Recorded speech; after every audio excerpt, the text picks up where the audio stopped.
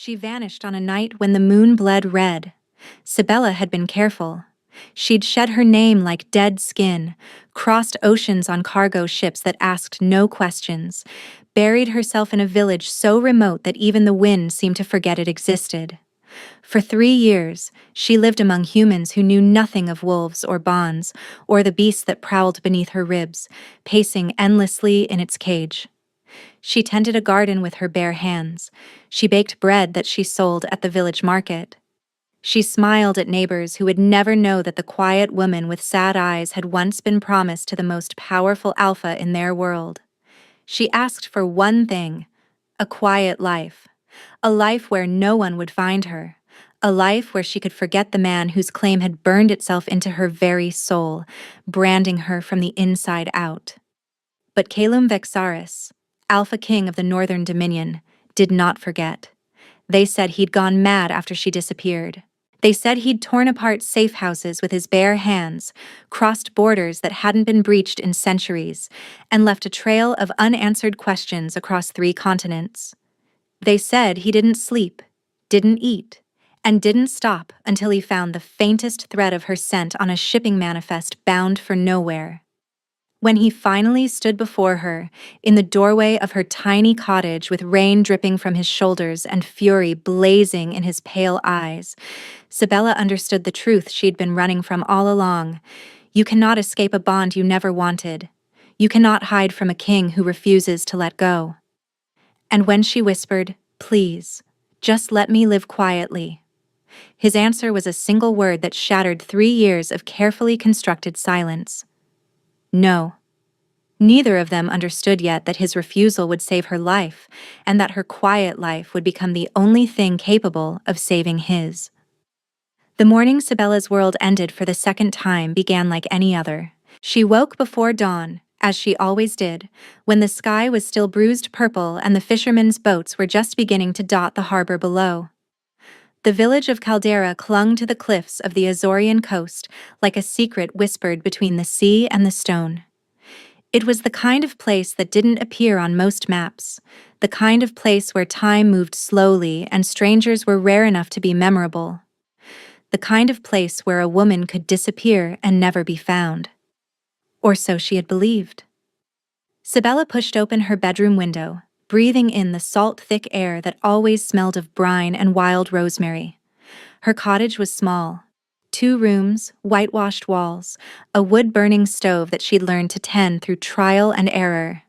She'd painted the walls herself in shades of cream and pale blue, colors that reminded her of nothing and no one. Outside, her garden sprawled in organized chaos: lavender bushes that attracted fat, lazy bees, rosemary that she dried and sold at the market, tomatoes climbing wooden stakes she'd carved from driftwood, and a fig tree she'd planted her first spring here. The fig tree had finally borne fruit last summer. She'd wept when she'd tasted the first fig, not from joy, but from the sudden, overwhelming realization that she might actually survive this, that she might actually build something that lasted. 3 years. 3 years since she'd fled the Northern Dominion in the middle of the night, leaving behind everything she'd ever known. 3 years since she'd felt her wolf truly alive inside her chest, running free beneath open sky. She didn't shift anymore. Couldn't risk it. A wolf running through the hills of a human village would raise questions she could never answer. So she'd learned to keep the beast dormant, to smother the instincts that clawed at her during full moons, to pretend she was just another lonely woman seeking solitude in a beautiful, forgotten corner of the world. It worked. Most days. Today, she had bread to bake. Sibella moved through her morning routine with the mechanical ease of repetition. Flour measured by feel rather than scale. Water from the well behind the cottage. Salt. Yeast. She kneaded the dough with hands that remembered different work. Hands that had once wielded shadows like weapons, that had once been promised to a man who could command armies with a single word. She didn't think about him. She refused to think about him. The bond had gone quiet within months of her escape. At first, it had been agony, a constant pull in her chest, a compass needle spinning wildly toward magnetic north. She'd felt him searching for her in those early weeks, felt his rage bleeding through the connection like fire through dry grass. She'd woken screaming some nights, certain he was standing over her bed, those winter-pale eyes boring into her soul. But eventually, distance had done what time could not. The bond had quieted, faded to a whisper she could almost ignore, or so she had told herself. The first knock came at 8:30. Sibella froze, her hands still buried in dough. No one knocked on her door. Her neighbors waved from across the lane. The postman left packages by the garden gate. The village women who bought her bread met her at the market square. She'd cultivated her solitude carefully, building walls of polite distance that kept everyone at arm's length. The second knock was harder, more insistent. The knock of someone who was not accustomed to waiting. She wiped her hands on her apron and moved toward the door, her heart beginning to hammer against her ribs. Through the warped glass of her window, she could see a figure, tall, impossibly tall, broad-shouldered, silhouetted against the morning light like something carved from shadow and stone. Her wolf, dormant for 3 years, suddenly lunged against its cage with a violence that stole her breath. No. No, no, no. Sibella's hand trembled as it closed around the door handle. She could run. The back door led to the cliffs. She knew every path down to the hidden beach where the fishing boats never went. She could disappear again, find another village, another continent, another life to build from nothing. But her body wouldn't move. The bond, that treacherous thread she'd thought severed, that connection she'd convinced herself had finally died, roared back to life with the force of a hurricane.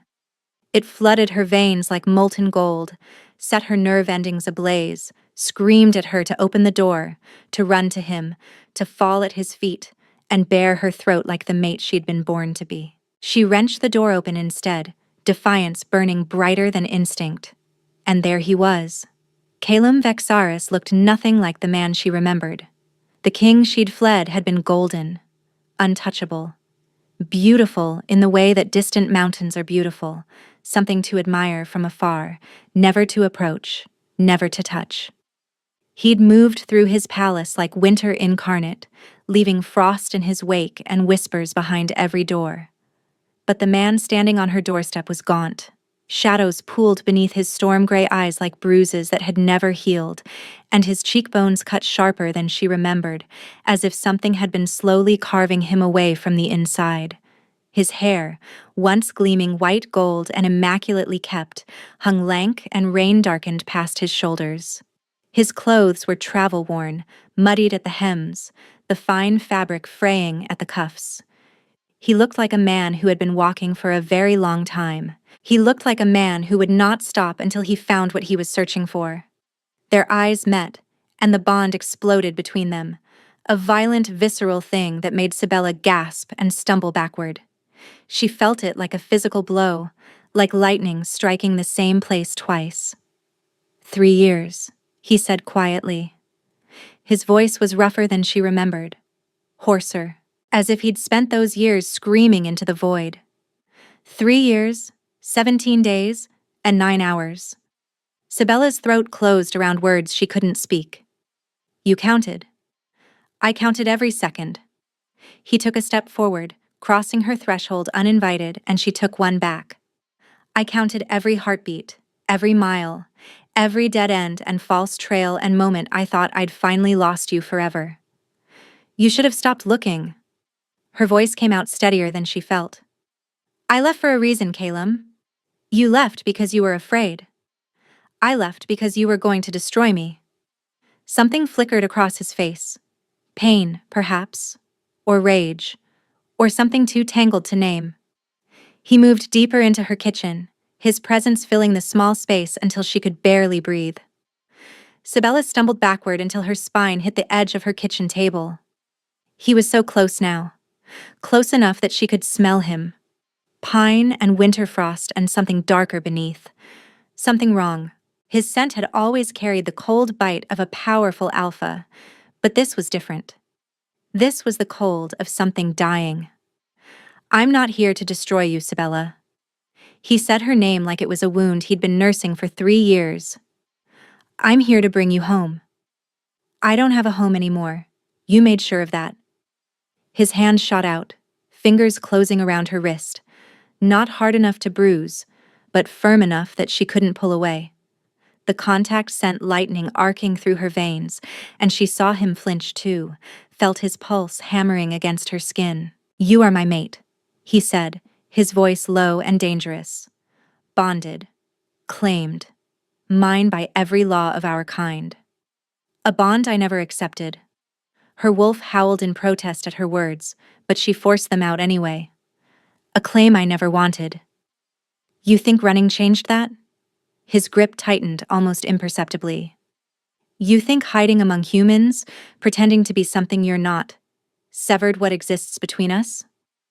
I think I asked for a quiet life. Her voice cracked despite her best efforts. I think I begged you to let me go, and you refused. You always refused. Because you belong to me. His voice dropped to something raw and broken, something she'd never heard from him before. You have always belonged to me, and I have crossed 3 continents, broken 100 laws, and destroyed what remains of my sanity to say this to your face. He leaned in, and Sibella's breath caught. You asked for a quiet life, he whispered, his lips barely an inch from her ear. My answer is no. My answer will always be no. And you will return with me, Sibella, because the bond won't let you go, and neither will I.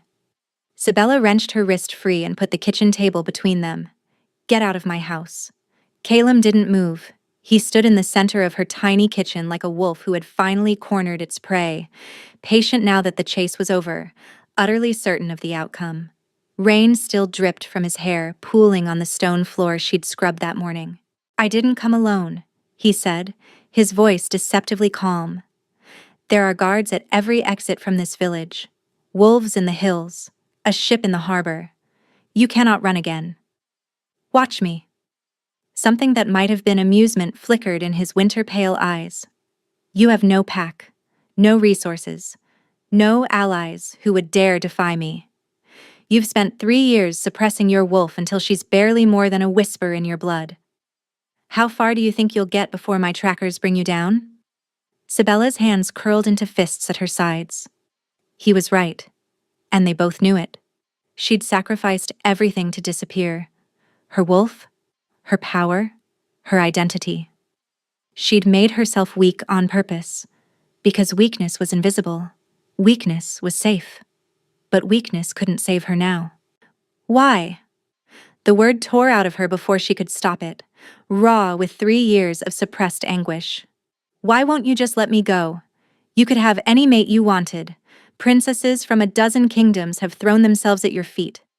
Alphas have offered you their daughters wrapped in treaties and dowries.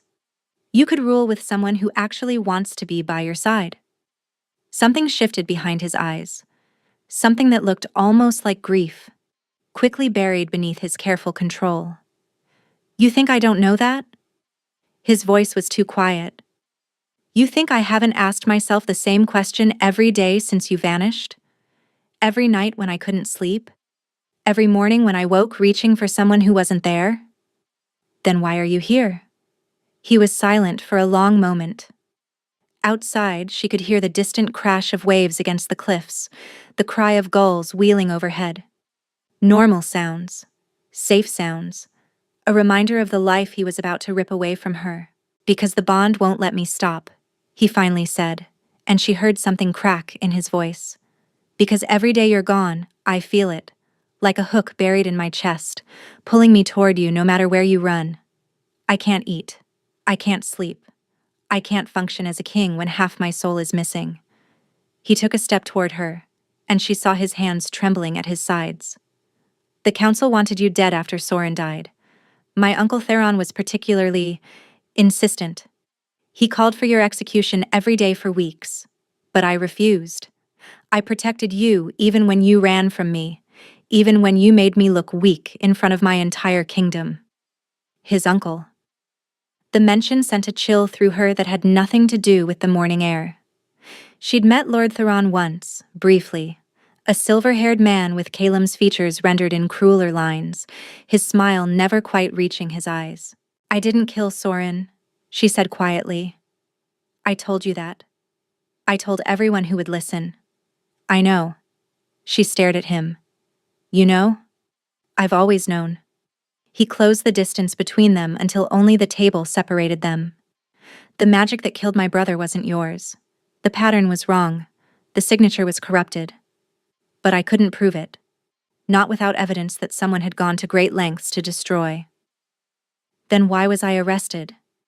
Why was I put in chains and dragged through your great hall like a criminal?" Pain flashed across his face. "Because I needed time. Time to investigate, to find proof, to protect you from a council that was baying for your blood. I thought if I kept you contained, kept you visible, I could control the situation." "You thought wrong." "Yes." The admission seemed to cost him. "I thought wrong, and you ran before I could make it right." Sibella's throat tightened. She'd spent 3 years hating him for what had happened, for the chains on her wrists, for the accusations hurled at her head. But now, looking at the ruin of the man before her, she felt something she hadn't expected. Doubt. "Even if I believed you," she said slowly, "even if everything you're saying is true, why should I go back? Your court thinks I'm a murderer. Your council wants me dead. What kind of life would I have in the Northern Dominion?" Caleb reached into his coat and withdrew a folded document. Heavy paper, stamped with a royal seal she recognized all too well. "A contract," he said, "witnessed and binding under every law of our kingdom. If you return with me, I swear on my bloodline that you will not be harmed. No trial, no accusations, no council interference. You will be under my personal protection until we discover the truth about Soren's death." "And the bond?" She forced herself to ask the question that had been burning in her mind since he'd appeared on her doorstep. "What about the bond that's apparently killing us both?" His expression flickered. "You feel it too. Don't pretend you don't. The weakness, the exhaustion, the sense that something is draining out of you slowly, day by day." Sibella's blood went cold. Because she did feel it, had felt it for months now. A fatigue that sleep couldn't cure, a hollowness that food couldn't fill. She'd blamed it on loneliness, on grief, on the strain of suppressing her wolf for so long. But what if it wasn't any of those things? "The bond between us was never completed," Caleb said quietly. "We never finished the claiming. Without that seal, the connection has been unstable for 3 years, draining both of us to maintain itself across the distance. The healers say I have months, maybe less, before it consumes what's left of me. And me? You're stronger than I am. You've always been stronger." Something like admiration crossed his face. "But even you can't fight this forever. If we don't stabilize the bond soon, we'll both die. Separately. Alone. Having wasted our last years running from each other." Sibella stared at the contract in her hands, at the elegant script outlining terms that should have been impossible.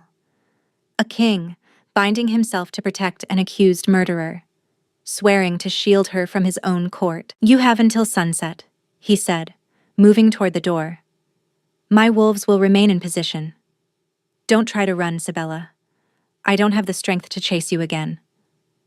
Then he was gone, leaving only the scent of winter frost and dying embers behind. By sunset, Sibella had made her choice. Not because she trusted Caleb, not because she believed his promises of protection, but because when she'd pressed her hand to her chest an hour ago, she'd felt it. That terrible hollowness he'd described, pulsing in time with her heartbeat like a second dying heart. The bond was killing her. She'd been dying all along, and she hadn't even known. When Caleb returned to her cottage with 2 guards flanking him, she was standing in her garden, a single bag over her shoulder. She'd left everything else behind. The bread dough had been given to her neighbor. The fig tree would survive without her. Nothing else mattered anymore. "You're ready," Caleb said. It wasn't a question. "I'm not ready." Sibella met his winter-pale eyes without flinching. But I'm coming anyway. Something flickered across his face. Relief, perhaps, or something more complicated. He nodded once and gestured toward the path leading down to the harbor. The journey to the ship was silent. Villagers peered from their windows as she passed, their faces curious but not concerned. They didn't know what she was. They didn't know that the tall, silver-haired man walking beside her was a king, or that the wolves stationed in the hills could tear through their tiny village in minutes. They only knew that the quiet woman who baked bread and tended her garden was leaving.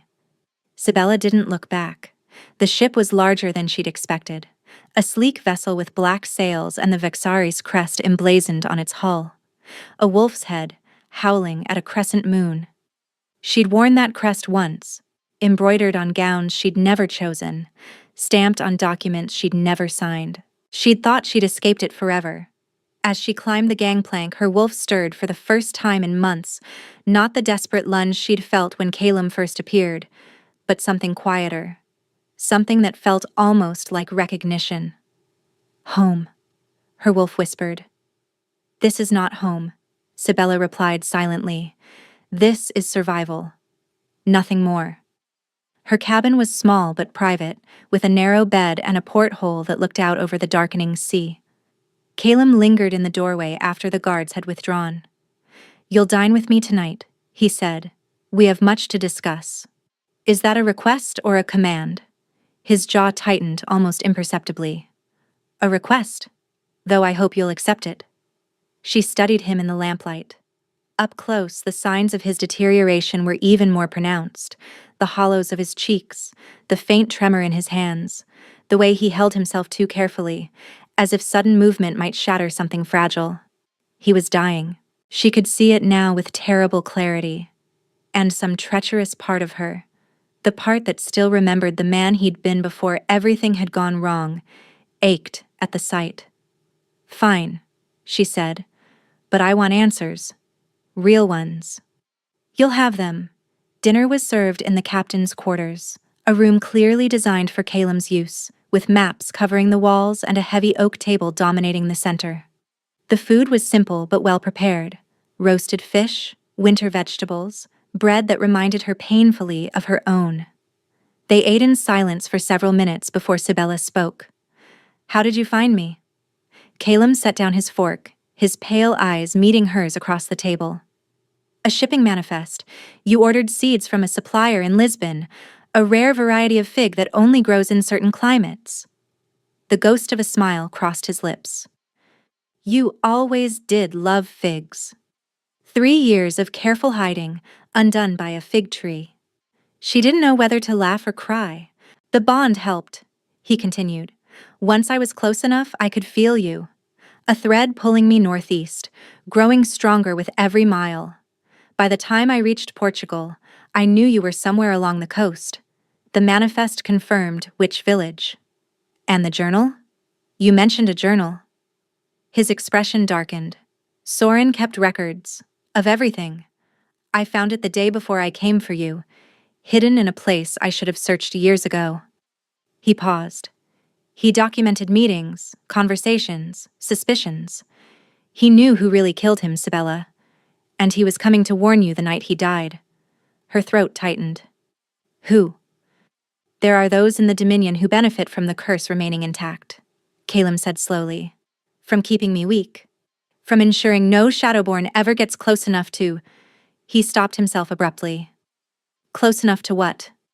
Before he could answer, the cabin door burst open. A guard stumbled inside, his face pale in the lamplight.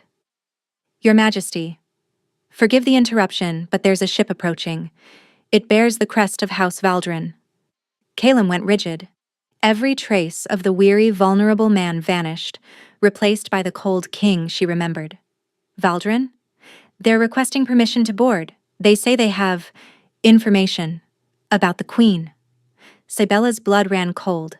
House Valdrin, the family of her former betrothed, the man she'd been promised to before Calum had claimed her, the family that had been among the loudest voices calling for her death after Soren's murder.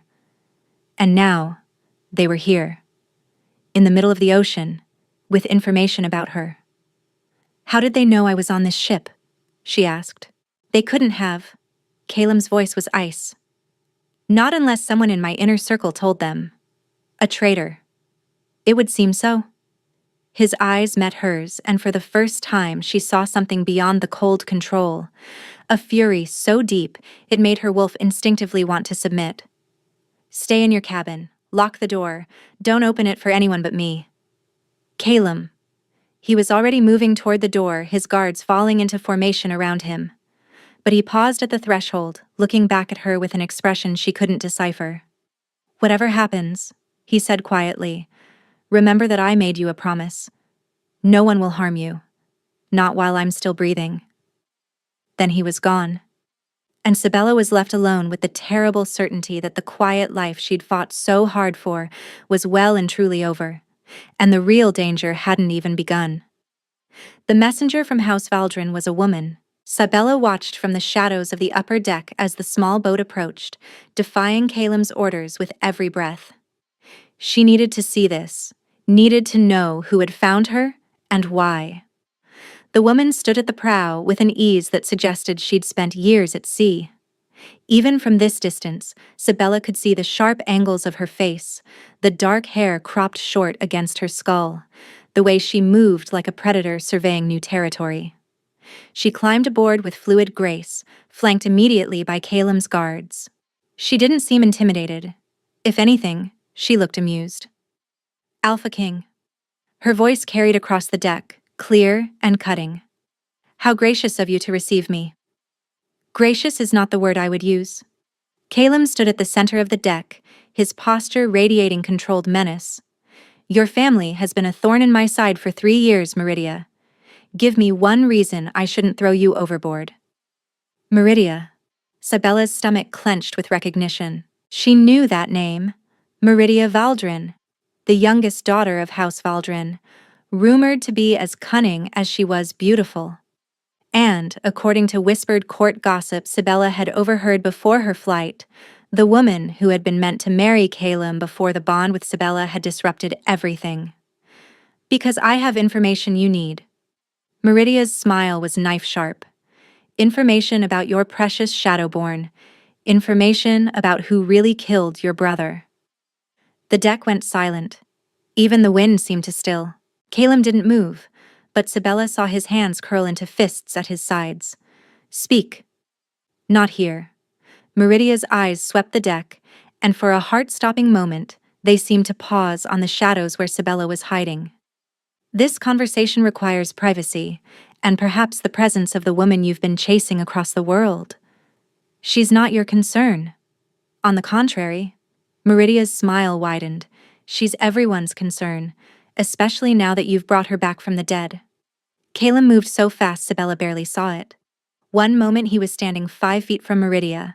The next, his hand was wrapped around her throat, lifting her onto her toes.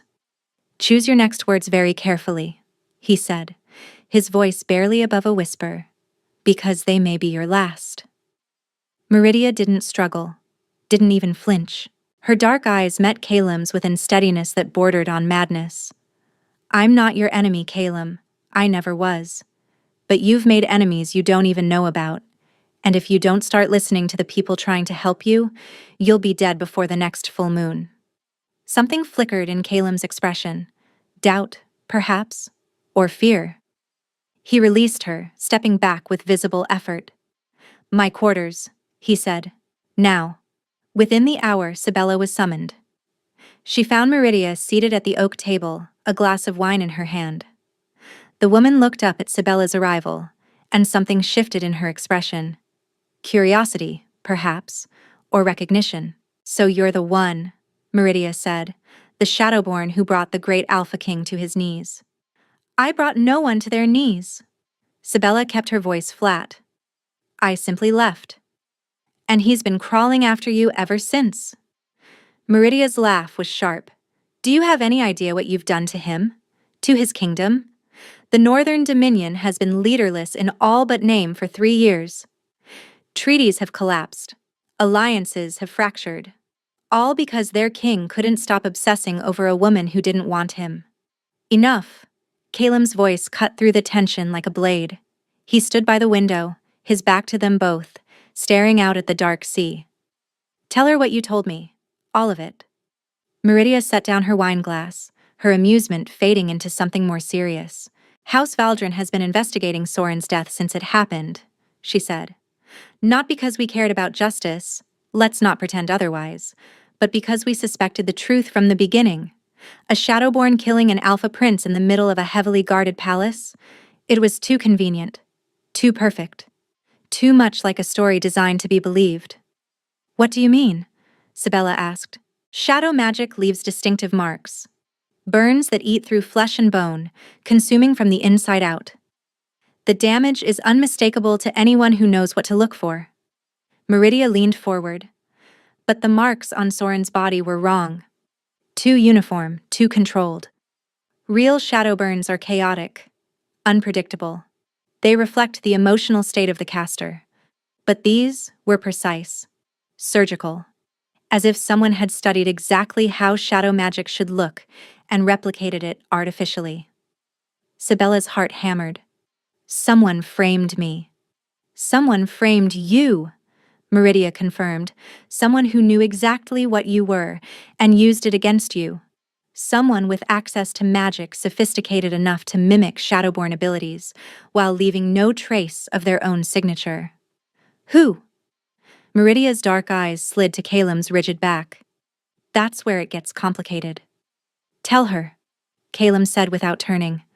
His voice was stripped of all emotion. The magic used to kill Soren wasn't just mimicry. Meridia's voice dropped. It was inversion. Shadow magic, yes, but twisted, corrupted. The kind of corruption that only occurs when shadow and ice interact. Ice? Sibella's blood went cold. The Vexar's bloodline carries ice magic, has for centuries. It's what makes them so powerful, and so dangerous. Meridia's gaze was steady. Whoever killed Soren didn't just use shadow magic, they combined it with ice. Which means either you have abilities you've never revealed, or someone with Vexaris blood is responsible. Sibella finished. The silence that followed was suffocating. Caelim finally turned. His face was pale, his jaw set in a hard line. My brother wasn't killed by an outsider. He was killed by someone in my own bloodline, someone who wanted both of us destroyed. Why? Sibella asked. Why would anyone in your family kill him? Because Soren knew something. Meridia rose from her chair, moving toward the door. Something dangerous enough to die for. Something that threatened everything the killer had built. And if my sources are correct, you were the one he was coming to tell when they killed him. Sibella's heart stopped. What? He was found outside your chambers, wasn't he? Meridia paused at the threshold. Ask yourself why. Ask yourself what secret was worth murdering a prince to protect. Then she was gone. The northern dominion rose from the sea like a fortress of ice and stone. Sibella stood at the ship's railing as the coastline emerged from the morning mist. Jagged cliffs crowned with snow, dark forests stretching toward mountains that pierced the clouds. It was beautiful in the way that blades were beautiful, sharp, cold, and designed to wound. She'd forgotten how much she hated it here. We'll dock within the hour. Caelim's voice came from behind her. He'd been avoiding her since the night before, keeping his distance with a formality that felt almost painful after the intimacy of their earlier conversations. A carriage will take us directly to the palace. And then? And then we discover who killed my brother, and clear your name. Sibella turned to face him. In the pale morning light, he looked worse than she'd ever seen him. His skin was nearly translucent, stretched thin over bones that seemed sharper than they had just days ago. His eyes had dimmed from winter bright to a dull clouded gray. You need a healer, she said flatly. I need answers. He gripped the railing and she saw his knuckles whiten. Healers can't fix what's wrong with me. Only the bond can do that. Then why isn't it? Sibella stepped closer, studying his face. I'm here. I came back. The bond should be stabilizing. Something flickered in his expression. Guilt, perhaps, or dread. There's something I haven't told you. About our bloodlines, about why the bond is draining us both. Her wolf paced uneasily inside her chest. 200 years ago, Calum said quietly, a Vexaris king fell in love with a Shadowborn woman. His family disapproved. They had her executed for crimes she didn't commit. He paused. Her sister, Vesrin Nighthollow, swore revenge. Sibella's breath caught. Vesrin Nighthollow, the most feared Shadowborn in recorded history, the woman who had nearly destroyed the Northern Dominion before she was finally defeated. She cast a curse on our entire bloodline, Calum continued. Any Vexaris who bonds with a Shadowborn will have their life force slowly drained through the incomplete connection.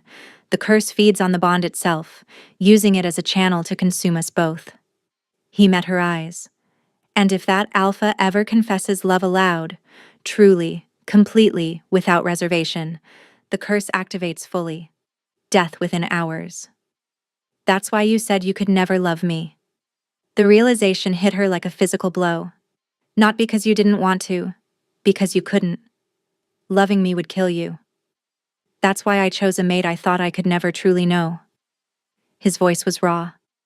I thought if I never saw your face, never truly understood you, I could keep my heart safe. I could have the bond without the love. I could satisfy the laws of succession without triggering the curse. But you couldn't. No. His hand found hers, his fingers ice cold despite the morning sun. I fell in love with you anyway, Sibella. Every part of you I could know. Your voice, your scent, your defiance, your strength. I fell in love with you before I ever saw your face, and I've been fighting the curse ever since. Before she could respond, he swayed.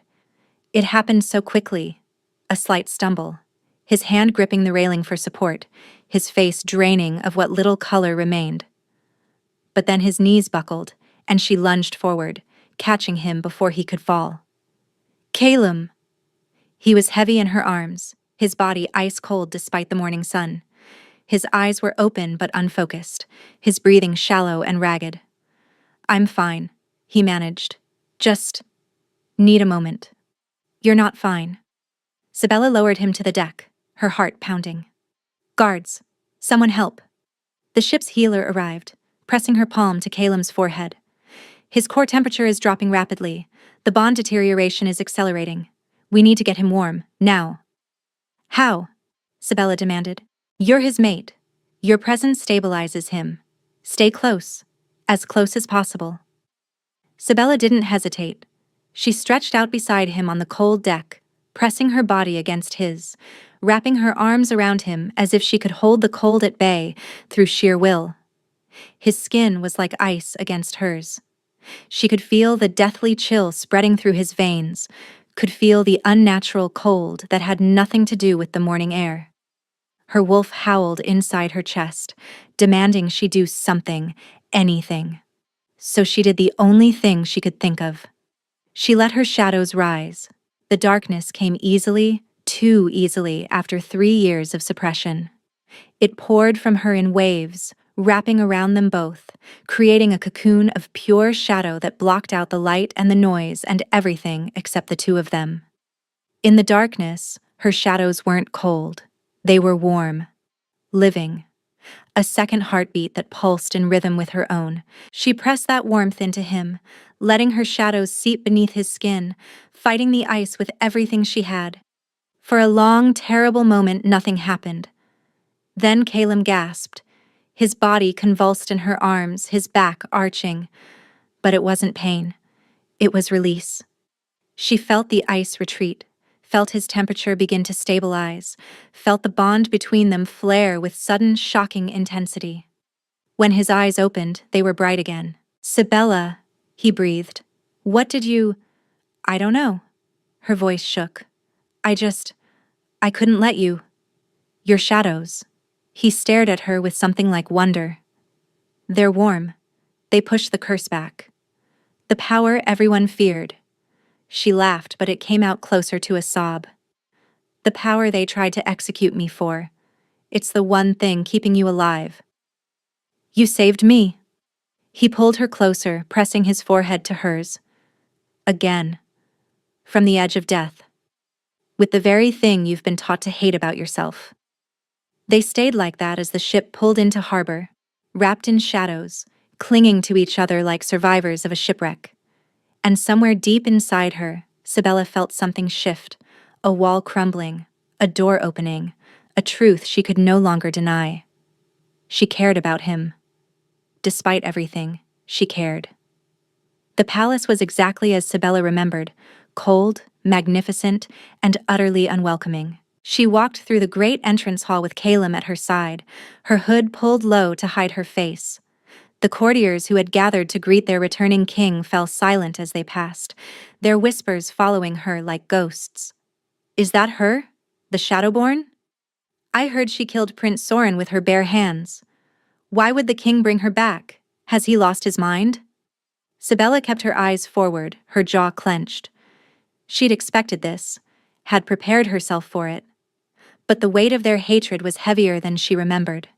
Calum's hand found hers, his fingers intertwining with hers in a grip that was both protective and possessive. "Ignore them," he murmured. "They'll learn the truth soon enough." Her chambers were vast, decorated in shades of silver and deep blue, with a massive canopied bed dominating one wall. Windows looked out over the frozen mountains, their peaks glittering in the afternoon sun. Beautiful. And cold. So cold. "I've ordered fires lit," Calum said, watching her face. "And extra blankets. The Dominion takes getting used to." "I never got used to it before." "You weren't here long enough." He paused at the connecting door. "Rest. The council will want to see you tomorrow, but tonight you're safe." But Sibella didn't rest. Over the following days, something shifted between them.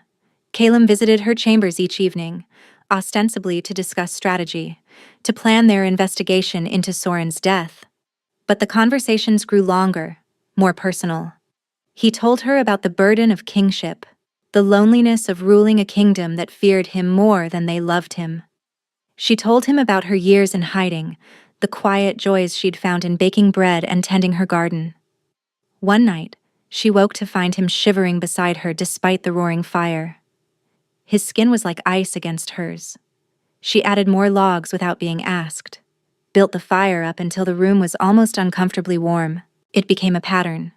She'd wake in the night to tend the flames, to wrap herself around him when the curse crept closer. "You don't have to do this," he said one morning, his voice rough with sleep. "I know." She pressed closer. "I want to." Weeks passed. The investigation stalled, but something else grew in its place, something neither of them named, but both of them felt. Sibella found herself seeking advice from the palace's oldest servant, a woman named Orindra, who had served 3 generations of Vexaris kings. She hesitated. "How do I help him? Beyond the shadows, I mean. He's so alone, so cold, even when I'm warming him." Orindra studied her with ancient, knowing eyes. "You warm his body, but what he needs is someone to warm his soul." That night, when Calum came to her chambers, Sibella was bolder than she'd ever been. She kissed him first. His shock lasted only a moment before he responded, his arms wrapping around her, pulling her close. The kiss was desperate, hungry, 3 years of suppressed longing finally given voice. They didn't complete the bond that night. The risk was too great, the curse too unpredictable. But they held each other until dawn, learning the geography of one another's bodies in the darkness. He returned every night after that. Sometimes they talked until the candles burned down to nothing. Sometimes they fell into each other without a word, communicating in touch and breath, and the desperate press of skin against skin. Sometimes she woke to find him watching her sleep, his expression so tender it made her chest ache. "Why can't you love me?" she wanted to ask, "when you already treat me like you do?" But she knew the answer. He couldn't love her because love would kill him. So she loved him in silence, and pretended that was enough. Until the night she couldn't pretend anymore.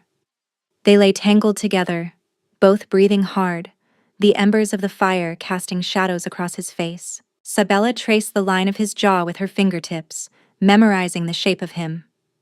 I need to tell you something, she whispered. His arm tightened around her. What is it? I love you.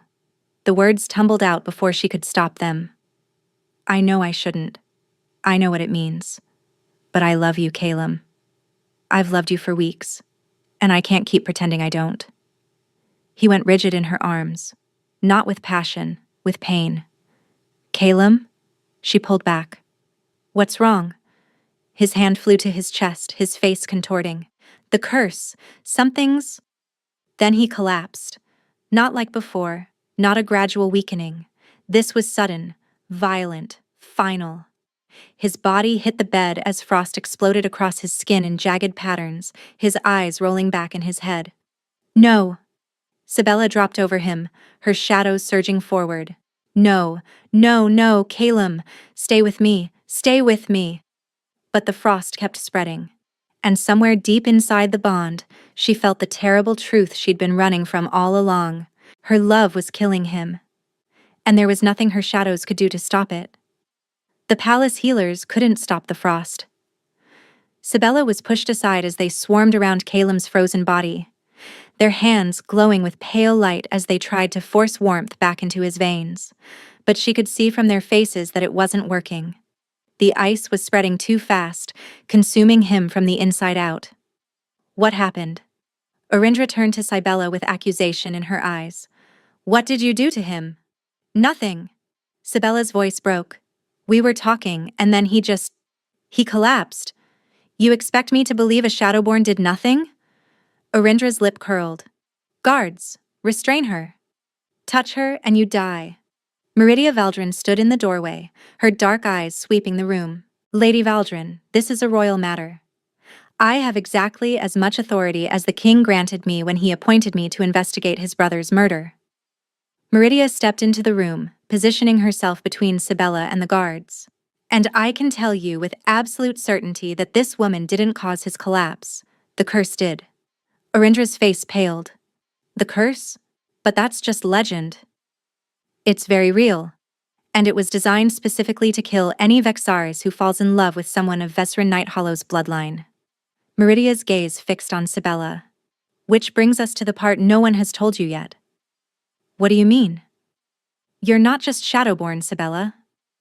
Meridia's voice was gentle, almost kind. You're descended from Vesrin herself, her direct heir. The curse was designed to activate when a Vexaris falls in love with someone of her blood. Your blood. The world tilted beneath Sibella's feet. That's impossible. My family has no connection. Your mother's bloodline. Vesrin had a daughter before she died. That daughter was hidden, raised in secret, her lineage erased from all records. But the blood passed down, generation after generation, until it reached you. Sibella's legs gave out. She sank to the floor, her mind reeling. She was descended from the woman who had cursed Calum's family, the woman who had designed the very trap that was killing him now. The curse can only be broken by Vesrin's blood, Meridia continued. Your blood. By willingly sacrificing your shadow power to sever the bond between bloodlines. But there's a problem. What? Someone doesn't want the curse broken. Meridia's expression darkened. Someone who's been manipulating events for years, ensuring that no Shadowborn ever gets close enough to a Vexaris to attempt the breaking. Someone who killed Sorin when he got too close to the truth. Before Meridia could say more, the chamber doors burst open. A man strode in, tall, silver-haired, with features that echoed Calum's in colder, crueler lines. He wore the ceremonial robes of a Vexaris lord, and his eyes swept the room with possessive satisfaction. Well, he said, his voice smooth as poison. Isn't this a touching scene? The Shadowborn weeping over the king she's killed? Sibella's wolf surged with instant visceral hatred. Lord Theron Vexaris, Meridia said flatly. Calum's uncle. And, unless I'm very much mistaken, the man who murdered Prince Sorin. Theron's smile didn't waver. What a vivid imagination you have, Lady Valdrin, but I'm afraid you've got it backwards. His cold eyes fixed on Sibella. Guards, arrest this woman for the attempted murder of your king. On what grounds? Meridia demanded. Look at him. Theron gestured to Calem's frozen body. Covered in ice. Dying before our eyes, with her shadows still clinging to his skin. The evidence speaks for itself. The guards shifted uncertainly, looking between Theron and Meridia. You killed Soren, Sibella said, finding her voice at last. You framed me. You've been manipulating everything from the beginning. Careful, little Shadowborn. Theron's smile turned sharp. Accusations without proof are dangerous things. I have proof. The voice was weak, barely audible, but it cut through the room like a blade. Everyone turned. Calem's eyes were open. Barely. His face was still covered in frost, his lips blue, but those pale eyes burned with fury as they fixed on his uncle. Nephew. Theron's composure flickered for just a moment. You should be dead. Sorry to disappoint. Calem's hand found Sibella's, his frozen fingers closing around hers. Guards. Arrest Lord Theron. For treason. For the murder of my brother. For conspiracy against the crown. On what grounds? Theron's voice rose, losing its smooth polish. The ravings of a dying man? On the grounds that Soren left a journal. Calem's lips curved in a terrible smile. Hidden where you couldn't find it. Documenting every meeting you had with your co-conspirators. Every plan you made. Every law you broke. Theron's face went white. You're bluffing. Am I? Calem's grip on Sibella's hand tightened. I found it the day before I left for Portugal. Why do you think I brought her back now? Why do you think I was willing to risk everything? You fool! Theron's composure shattered completely. You're going to die anyway. The curse is already killing you. She can't save you. No one can save you. I made sure of that. The confession hung in the air, damning and absolute. Guards, Calem said quietly. Now. This time, the guards didn't hesitate. They moved on Theron with practiced efficiency, seizing his arms, forcing him to his knees. This isn't over, Theron screamed as they dragged him toward the door. The curse can't be broken. You'll both die, and I'll find a way out of whatever cell you put me in, and I'll take everything that should have been mine from the beginning. Then he was gone, his curses echoing through the corridors. The moment he was gone, Calem's strength gave out. His eyes rolled back, his body going limp, the frost spreading faster than before. The journal, Meridia said urgently. If Soren documented everything, there might be information about how to break the curse. Where would it be? Soren's old chambers. They've been sealed since his death. Meridia was already moving toward the door. Come, we don't have much time. Sibella pressed a desperate kiss to Calem's frozen forehead. Hold on, she whispered. I'm going to save you. I swear it. Soren's chambers were exactly as he'd left them. Dust coated every surface. The bed was still made, the book still stacked on the desk, the curtains still drawn against a sun he would never see again. It felt like walking into a tomb. Sibella's shadows pushed into every corner, searching for hidden compartments, secret panels, anything that might conceal a journal. He was clever, Meridia said, rifling through the desk drawers. If he hid something, it won't be obvious. How do you know so much about him? Sibella asked. About all of this? Meridia's hand stilled. For a long moment she didn't answer. When she finally spoke, her voice was rough with old grief. We were close once. Before politics made our union impossible. Before someone murdered him and blamed you for it. She looked up, and Sibella saw tears glistening in her dark eyes. I was going to marry him, Sibella. We were going to find a way to break the curse together. He'd been researching it for years, and then he discovered something that scared him. Something about Theron, about the conspiracy. He was going to warn you that night. And Theron killed him for it. Theron killed the man I loved to protect a curse that never should have existed. Meridia's voice hardened. So forgive me if I'm somewhat invested in seeing it destroyed. They searched in silence after that, tearing the room apart with increasing desperation. Sibella was about to give up when her shadows brushed against something beneath the floorboards. A hollow space, hidden, forgotten. Here, she breathed. She dropped to her knees, her darkness seeping through the cracks in the wood. A moment later, a section of flooring lifted free, revealing a leather-bound journal covered in dust. Sibella's hands shook as she opened it. The first entries were mundane. Observations about court, notes on kingdom affairs. But as the pages progressed, the tone shifted, became darker, more paranoid. Uncle Theron has been meeting with someone in secret. I followed him last night to the old catacombs beneath the palace. He didn't see me, but I heard enough. They're planning something. Something involving the Shadowborn woman, the one Calum is bonded to. Sibella kept reading, her heart pounding. I've discovered the truth about the curse. It can be broken, but only by a direct descendant of Vesrin Nighthollow, willingly sacrificing their shadow power to sever the bond between bloodlines. The sacrifice must happen in the place where the curse was cast, the catacombs beneath the palace, where Vesrin's body still lies, preserved by her own magic. Sibella is that descendant. Theron knows this. He's planning to kill her before she can attempt the breaking. If she dies, the curse becomes permanent. No Vexaris will ever be able to love again, and Theron, with his ice magic bound to prevent the curse from affecting him, will be free to rule however he wishes. The entry ended abruptly, because the next day, Soren was dead. He died trying to save me, Sibella whispered, tears streaming down her face. Trying to warn me about Theron. Trying to tell me how to break the curse. And Theron killed him for it. Meridia's voice was cold with fury. He murdered the man I loved to protect a secret that could have freed everyone. The journal says I can break the curse. Sibella looked up. By sacrificing my power. By going to the catacombs where Vesrin is buried. Sibella, that sacrifice could kill you. Or it could save Kylum. Save everyone.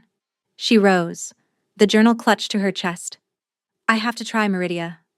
I have to. Then I'm coming with you? Meridia's grip closed around her arm. Soren died for this. For you. For the chance to end the curse. I won't let his sacrifice mean nothing. Together, they descended into the darkness beneath the palace. The catacombs were ancient. Carved into the bedrock beneath the palace, they stretched for miles in every direction, a labyrinth of tunnels and chambers that had existed long before the Vexaris family claimed the Northern Dominion. This was where the old magic lived, where Vesrin Nighthollow had cast her curse 200 years ago.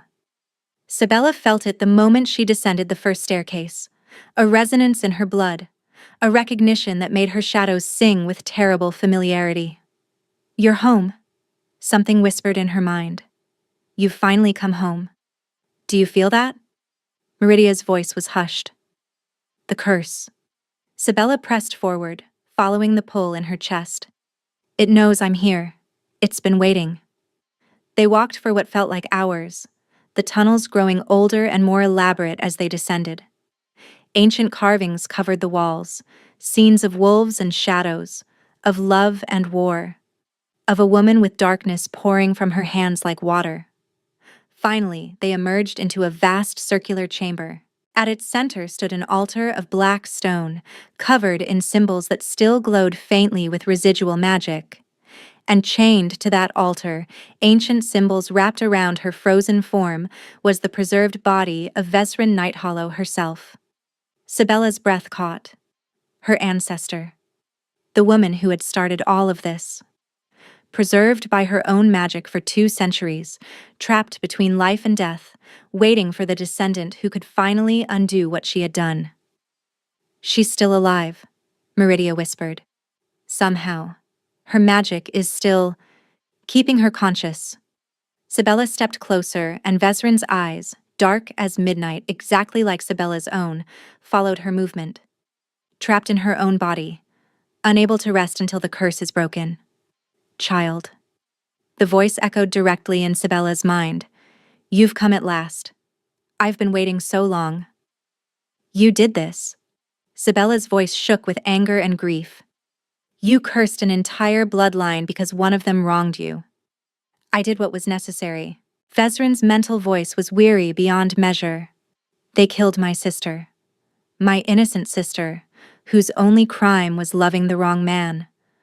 I wanted them to suffer as I suffered, to know that love would always mean death for their kind.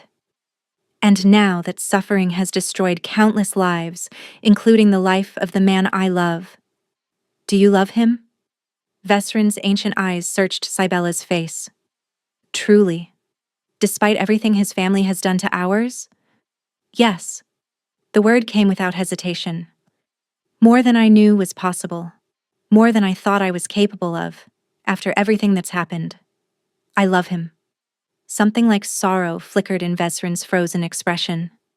Then you understand. You understand why I did what I did. And you understand what must happen now. The sacrifice. Your shadow power for his life. Your darkness for his survival. You will lose your shadows forever. The power that makes you what you are. But your wolf will remain. The bond will survive. And he will live. Sibella thought of her shadows. The darkness she'd feared and hated and hidden for so long. The power that made her a monster in everyone's eyes. The power that had saved Calem's life on the ship. Could she give that up? Could she sacrifice the very thing that had saved him? The choice is yours, child. Vesrin's voice was fading, but choose quickly. Your mate has moments left, not hours. The curse is almost complete. Sibella closed her eyes. She thought of Calem's face, the way he looked at her like she was the only thing in the world that mattered. The way he'd held her in the darkness, his cold body slowly warming against hers. The way he'd said her name, like it was a prayer and a promise, and a plea all at once. She thought of the quiet life she'd wanted, the garden, the cottage, the peace, and she realized that none of it mattered without him. I choose him, she said, opening her eyes. I choose love. I choose to break the curse, whatever it costs me. She stepped forward and placed her hands on the altar, and let her shadows pour into the curse. The pain was indescribable. Sibella felt her shadows ripping away from her, not gently, not gradually, but in one violent, agonizing surge that left her screaming. 200 years of accumulated curse magic fought against her, tried to consume her, tried to drag her down into the same frozen prison that had held Vesrin for centuries. But she held on. She thought of Calem's smile, rare and precious and worth dying for. She thought of his hands, cold but gentle, cupping her face in the darkness. She thought of his voice saying her name, saying I love you, saying I would have searched for the rest of my life, and she pushed harder. The shadows burned as they left her. Every tendril of darkness, every whisper of power, every piece of the monster she'd thought she was. All of it poured into the altar, into the curse, into the breaking. Vesrin's body began to crumble, centuries of preserved magic finally releasing its hold. Thank you, the ancient witch whispered, her voice fading like morning mist.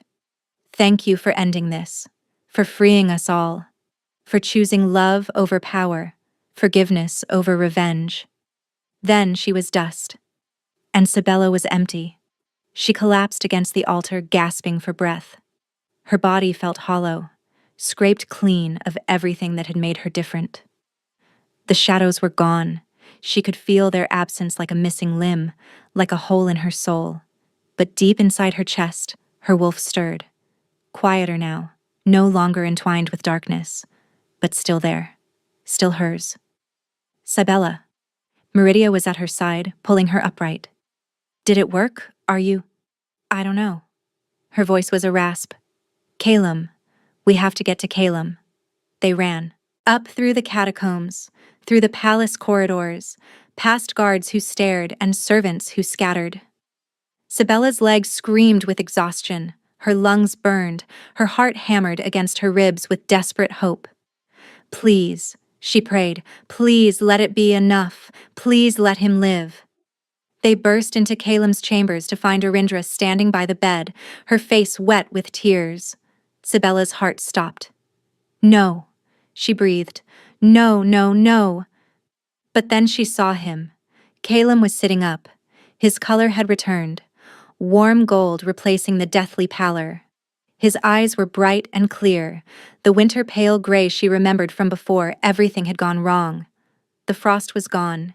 Every trace of it melted away, leaving only living, breathing, warm skin behind.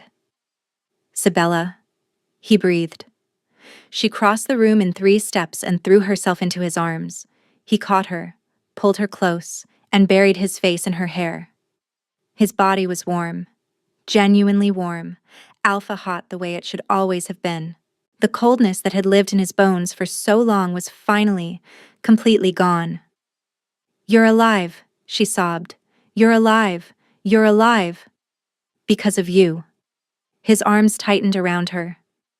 I felt it, the moment the curse broke, like ice shattering inside my chest, and then warmth, your warmth, flooding through the bond, filling every frozen part of me.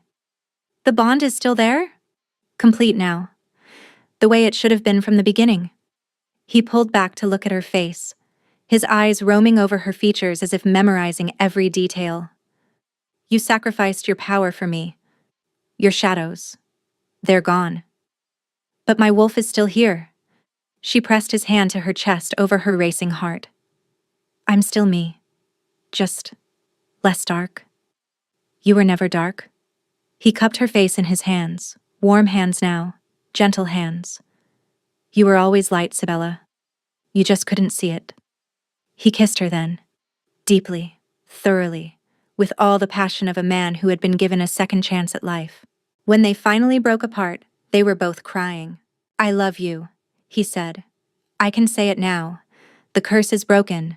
For me, for our children, for every Vexaris who comes after us. I love you, Sibella. I've loved you since the moment I first heard your voice, and I will love you until the stars burn out. I love you too." She laughed through her tears. "I loved you even when I was running, even when I was hiding, even when I told myself I hated you." He kissed her forehead, her cheeks, and the tip of her nose. "I believe you asked me for something once. Something I refused. A quiet life. I was wrong to refuse you." His eyes softened. "You deserve peace. You deserve everything you dreamed of in that cottage by the sea." "I don't want the cottage anymore." She shook her head. "I don't want quiet. I want you." "Then have both." He took her hands, pressing them to his chest. "Be my queen. Rule beside me. Help me build a kingdom where no one, Shadowborn or otherwise, is ever condemned for what they are. And when the work is done, when the kingdom is healed and the treaties are signed and Theron is rotting in the cell he deserves." He lifted her hand to his lips. "We'll find our quiet. Together. I promise." Sibella laughed through her tears. "Is that a proposal?" "It's a promise." He pulled her close again. The first of many. 1 year later. The garden was smaller than the one in Caldera, but Sibella loved it more. It sprawled behind the royal chambers, a private sanctuary she'd designed herself. Lavender and rosemary grew in neat rows, tomatoes climbed wooden stakes, and in the center, surrounded by winter roses that bloomed despite the cold, stood a fig tree. It had finally borne fruit. Someone's been busy. Calum's arms wrapped around her from behind, his chin resting on her shoulder. "Is this what you do while I suffer through council meetings?" "This is what I do to stay sane." She leaned back against his warm chest. "How did it go?" "Theron's trial concluded today. Life imprisonment in the deepest cell we have, stripped of all titles and magic." His voice hardened briefly. "He'll never hurt anyone again." "And Meridia?" "Officially appointed as ambassador to the Valdrin territories. She asked about you. Said to tell you that Soren would be proud." Sibella's throat tightened. "I hope so. He died trying to save me. And you honored his sacrifice by saving everyone else." Calum turned her in his arms, cupping her face. "The curse is broken. The kingdom is healing. Young Shadowborn are being welcomed instead of feared. That's because of you. It's because of us." He smiled. That rare, precious smile that still made her heart skip. I suppose it is. They stood in comfortable silence, watching the sun set over the mountains. A year ago, Sibella had been hiding in a village, convinced she would never feel safe again. Now she stood in the arms of a king who loved her, surrounded by a life she'd never dared to dream of.